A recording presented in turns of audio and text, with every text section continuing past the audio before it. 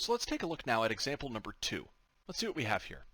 Uncover Credit Card has determined that if a customer visits the company's website, there's a 30% chance the customer will register for the new Platinum that card. Let X be the number of customers. Okay, this is important. Let X be the number of customers who apply for the new card. Let's go back to rounding our decimals to 4 places, and suppose that we have 8 customers who are going to be visiting the website. Notice again that I'm going to follow exactly what the formula sheet tells me to do on a problem like this. The first thing that I would have to do is to identify the random variable. And then, once I have identified it, I need to try to figure out if it's going to be discrete or if it's going to be continuous. Well, here I'm told that X, my random variable, is the number of customers who apply for the new card.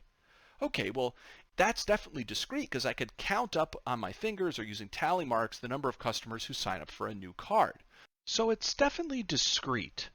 But so far we've covered 2 different discrete distributions. It could be the generic discrete distribution, where we just made a table with all of the probabilities and the different values of X. Or it could be this new binomial distribution, where I get to use these new PDF and CDF commands. So how do I know which one I'm working with? Well, what we can do is take a look at the conditions of the binomial distribution and see if it fits in our current scenario. In fact, that's what part A is asking. Does this scenario describe a binomial experiment? Well, let's check our conditions. Condition number 1. We're going to need to have a fixed number of trials. Do we have that? Well, yeah, there is a fixed number of customers who we're going to look at. So I'll say there is, or not is, but there are only 8 customers. So every time one of these customers comes to the website, we're going to be able to assess whether or not they sign up for the card and should be counted, or they don't sign up for a new card. Okay, what about number 2? If I look back on the formula sheet, it says that this experiment for each individual person should only have 2 outcomes. Well, that makes sense. My success here would be that the person signs up for the new card, and the failure would be that the person doesn't sign up for that new card. Okay, so I can kind of see there's one of 2 things is going to happen. They sign up or they don't sign up. Check number 3 says, are these trials going to be independent?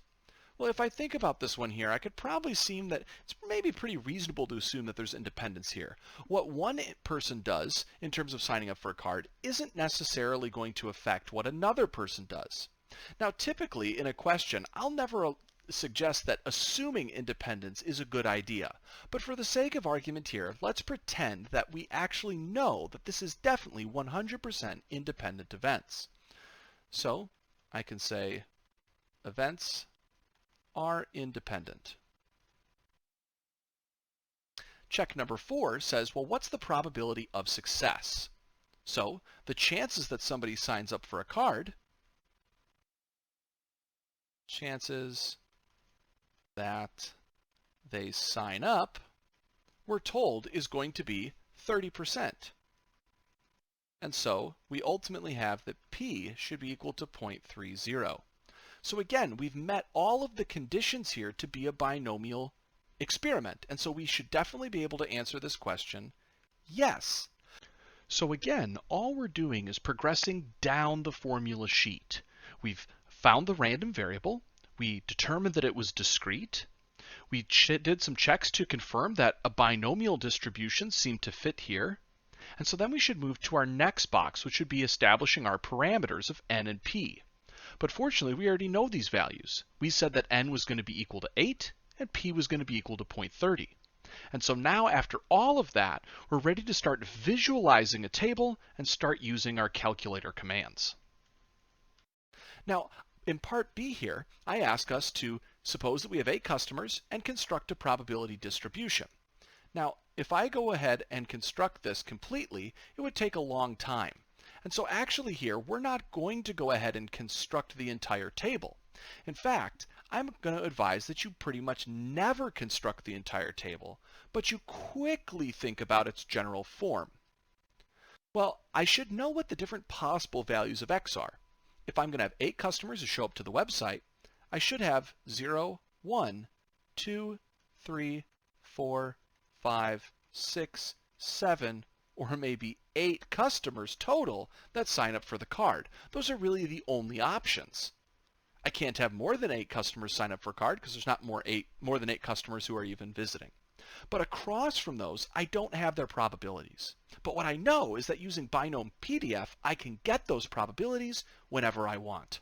Let's see, though, how this would work by answering questions C through E. What is the probability that exactly 1 customer out of the 8 will sign up for a new card? Well, what you'll notice here is that I've kind of written out these values of 0 through 8 down in just a horizontal fashion to save space. And so now I can think about which of these numbers do I want to grab probabilities for. Well, if I want exactly 1 customer, then that means I want this probability, or the probability that would be positioned right here in the table. So in order to get that probability, I know exactly how to do this. First, I need to make sure I write down my probability notation. I want X, the number of customers to sign up for the card, to be 1. And I know I can get that by using the calculator command of Binomial PDF. I know that there are 8 customers, there's a 30% chance of success, and I want the probability across from the number 1. If I go to my calculator, I know I can enter this in and actually come up with an exact final answer, which I'm just going to go ahead and tell you I found as 0.1977. You could, of course, double check me on that.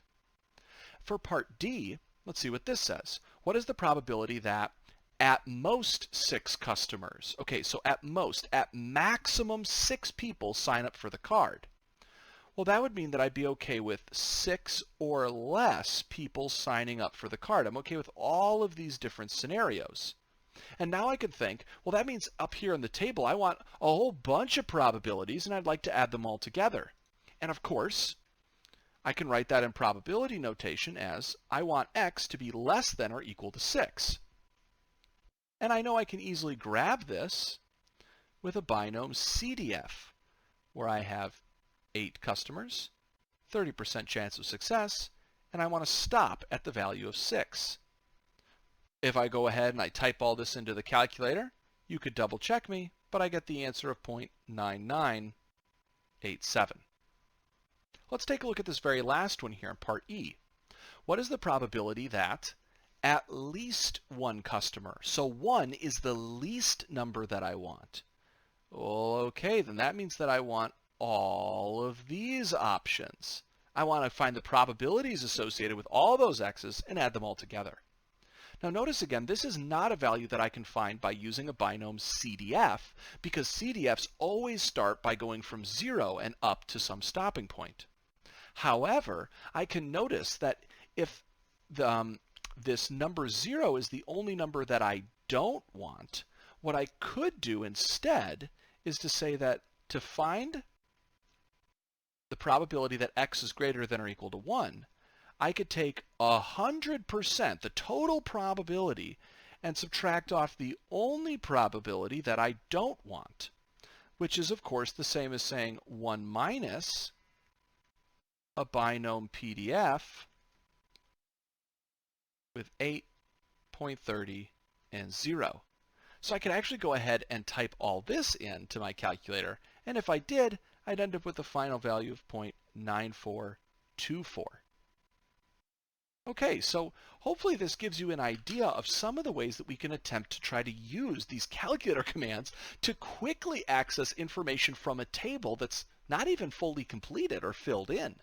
And this is really the power of these calculator commands. One final thing for this video is to note how I'm actually organizing and writing out my work here.